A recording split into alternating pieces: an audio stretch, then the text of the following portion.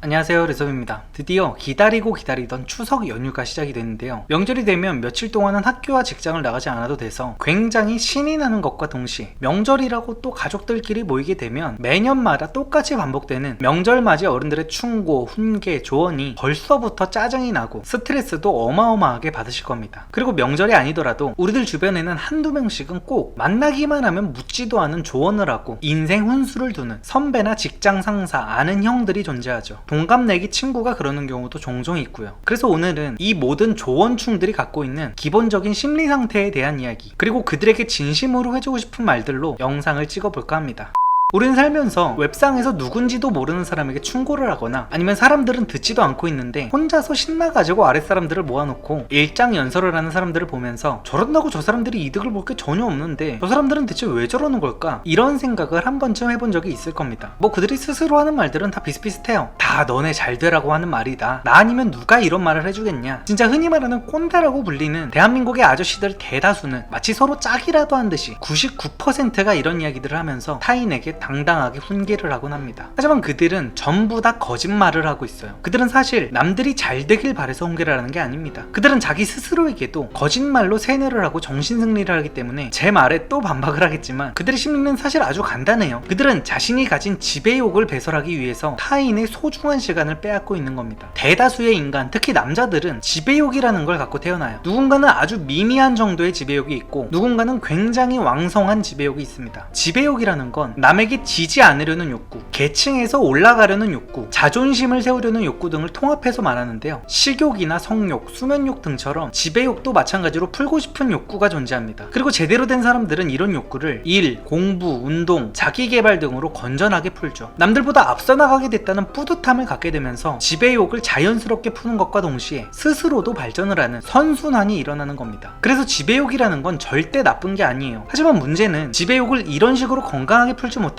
아니 풀지 않는 사람들이 만듭니다. 명절날 친척집에 모이면 보통은 꼭 무능력한 삼촌들이 아이들을 모아놓고 훈계질을 하고 충고를 하죠. 우리 주변에는 정작 본인은 아무것도 이루지 못했으면서 타인에게 감나라 배나라 충고만 잘하는 타입들이 있습니다. 그들은 사실 불쌍하고 한심한 사람들이에요. 지배욕 자체는 높은데 그 욕구를 풀 수 있는 곳이 마땅히 없는 겁니다. 발전을 하기 위한 노력을 하지 않거나 나름대로 노력은 하지만 능력이 따라주지 못하는 경우 그들에겐 지배욕을 해소할 방법이 없어요. 근데 그럴 때 남에게 충고를 하고 묻지도 않은 조언을 하는 행위 자체가 상대방보다 내가 낫다는 감정을 순간적으로 느낄 수 있게 해줍니다. 그리고 역시 나는 너보다 우위의 존재야 라고 인식을 하게 되죠. 지배욕이 한순간에 채워지는 겁니다. 그리고 이런 기회가 없다면 보통은 유명인들의 인터넷 기사나 유튜브를 보면서 악플을 다는 행위로 해소를 하곤 하죠. 그런 행위들이 사실은 다 인간의 지배욕을 채우는 행위인 겁니다. 그리고 이 지배욕이라는 감정은 남성 호르몬인 테스토스테론의 영향을 받는데 그래서 여자들 중에는 꼰대 조언충들이 잘 없는 거예요. 지배욕이 높은 사람들이 지배욕을 풀지 못하면 화병이 나고 미쳐버리기 때문에 배설을 하긴 해야 되는데 자신의 인생을 바꿔서 그걸 채울 수는 없으니까 애꿎은 남들만 곤욕스럽게 만드는 겁니다. 저는 살면서 자신이 만족할 만큼의 돈을 벌고 자신이 만족할 만큼의 위치에 오른 사람들 중에 남에게 함부로 충고를 하는 사람은 단 한 번도 보지 못했어요. 성공한 사람들은 절대로 남이 묻기 전에 먼저 나서서 감히 남의 인생에 감나라 배나라 그딴 소리를 절대로 하지 않습니다. 이미 지배욕을 충분히 해소하고 있기 때문에 굳이 누군가에게 충고하면서 필요 이상의 지배욕을 풀 이유가 없기 때문이에요. 그래서 남에게 훈수두기를 좋아하는 사람들은 굉장히 불쌍한 사람들이라고 볼 수 있습니다. 인생이 자기 뜻대로 풀리지 않는 사람들이 거거든. 그리고 그래서 사실 꼰대가 되지 않는 가장 최고의 방법은 자기 개발이고 스스로가 성공을 하는 겁니다. 유튜브로 저를 알게 된 사람들은 실제로 저를 보면 다들 놀랍니다. 저는 누가 저한테 뭐를 먼저 묻지 않는 이상은 절대 아무런 말도 하지 않아요. 아니 먼저 물어봐도 귀찮아서 답을 잘 안 합니다. 그냥 다른 사람의 인생에 별 관심이 없어요. 항상 말씀드리지만 저는 유튜브는 그냥 돈이 들어오니까 돈 벌려고 하는 겁니다. 돈이 안 들어오면 이놈의 유튜브 당장 때려치.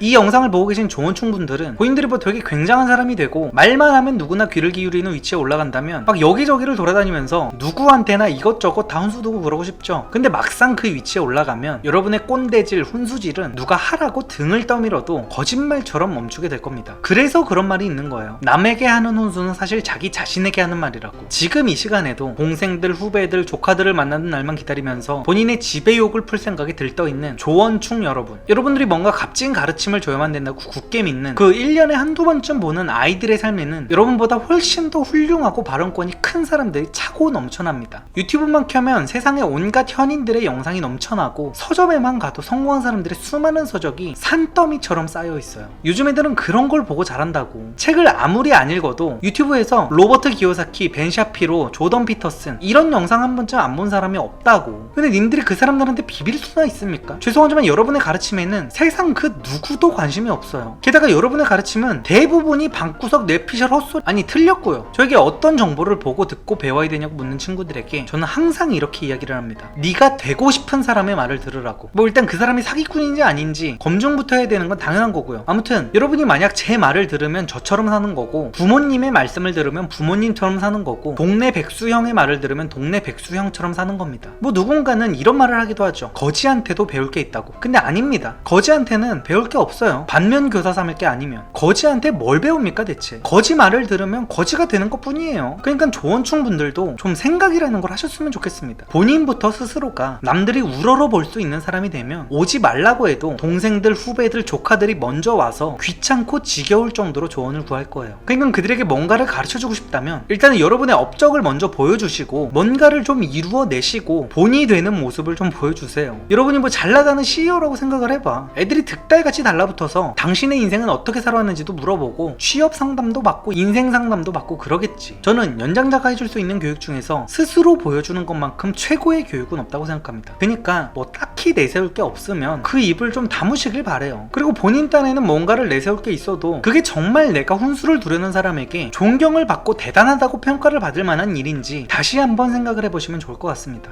오늘의 요약: 학교 후배, 부하 직원, 친척 동생 또는 조카들에게 궁금하지도 않은 본인의 무용담이나 인생 조언 등을 해주면서 본인들의 지배욕을 풀고 계신 방구석 나잘남 박사님들은 제 말을 잘 들으셔야 됩니다. 그들이 여러분에게 와서 무언가를 묻지도 않고 여러분이 하는 말을 귓등으로도 듣지 않는 이유는 그들이 싸가지가 없거나 여러분을 어려워한다거나 가정교육을 잘못 받아서가 아니에요. 그냥 단지 여러분에게는 아무것도 배울 게 없기 때문입니다. 여러분이 짓거리는, 아니 말하는 모든 내용은 그들도 다들 살면서 학교에서, 사회에서, 책에서, 유튜브에서 다들 한 번씩은 보고 듣고 아는 내용이면 물론이고, 아랫사람들이 보기에 여러분이 존경심이 들고 뭔가 배울 게 있는 사람이라고 보여진다면 귀찮으니까 오지 좀 말라고 해도 먼저 와서 여러분에게 인생에 대해 물어보고 여러분을 피곤하게 만들 겁니다. 묻기도 전에 먼저 애들 노는 데에 껴서 주제넘게 오지랖 부리지 좀 마세요 제발. 우리나라 사람들은 나이를 먹으면 먹을수록 남의 인생에 관여를 하는 게 정당화가 된다고 생각하는 경우가 많은데, 오히려 나이를 먹을수록 나보다 어린 사람들이랑 어울리고 싶으면 충고를 하지 말아야 됩니다. 입이 근질근질해 죽겠어도 절대로 충고를 하지 마세요. 근데 그래도 이런 경우가 있을 겁니다. 아, 이거는 정말 중요한 건데 내가 지금 이걸 반드시 말을 안 해주면 쟤는 정말 큰일 날 것 같다, 인생 망할 것 같다, 저 아이를 위해서 다른 건 몰라도 이것만큼은 반드시 충고를 한번 해줘야겠다, 이런 경우가 있어요. 근데 그때도 충고를 안 해야 돼요. 가만히 계세요. 그냥 지 부모가 말해도 안 듣는 거를 여러분이 말한다고 듣겠습니까? 이렇게까지 말해도 굳이